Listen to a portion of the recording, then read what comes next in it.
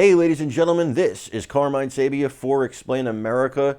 And just before the federal prosecutors and Jackie Jack Smith have arraigned Donald Trump again, just before that happened, Smith got some really bad news about his case. If he was counting on this to help convict Trump, well, he's beat. Before we get started, please make sure you like, comment, share, and subscribe. Those little things really help us out and they help our channel continue to grow. So last night, the attorney for John Eastman, now I'll explain who John Eastman is real quick. John Eastman was one of the attorneys who was helping Trump in the days leading up to January 6th and beyond. He was one of the attorneys that was working on the case. Basically, he presented the theory that Mike Pence, the vice president at the time, could refuse to certify the electors and send them back to the state legislators and get a different slate of electors. This was his theory. Now, whether his theory was correct or incorrect, legal or not legal, that's irrelevant. That was Eastman's theory. He believes, while unconventional, it was legally sound. I'm not a judge. I'm not a constitutional scholar. I don't know. But what I do know is this. His attorney was on Laura Ingram's show last night, and he gave Jack Smith some bad news. Let's check it out. I'm not sure if that's Rudy Giuliani or Mr. Eastman.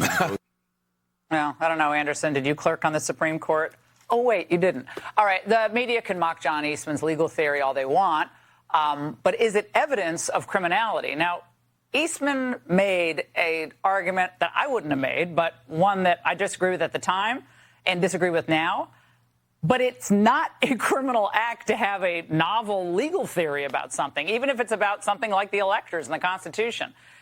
Advice given from an attorney used to be sacrosanct, and it usually falls under the attorney-client privilege. But this is just another norm that the left will sacrifice on the altar of getting Trump. Now, Eastman's lawyer is telling Fox News that he believes Eastman is one of the co-conspirators in the latest Trump indictment, but that he will never plead guilty to this, anything related to this, and we're going to take this to trial. Joining me now is that attorney, co-counsel for John Eastman, Harvey Silverglate. Harvey, good to see you tonight. What makes you so confident in your case? Well, because the Eastman's advice was in the realm of good faith legal advice. It was certainly cutting edge. It was creative. But, that's what good lawyers are supposed to do. And Eastman's advice was perfectly within the realm of good faith legal advice. I don't have any doubt about it. I'm sure we can get experts to testify to that if necessary. If Eastman is charged, he's going to trial. If he's convicted, he's going to appeal. We will never, ever make a deal. Well, I don't understand. Their argument is that he was facilitating a crime with the advice.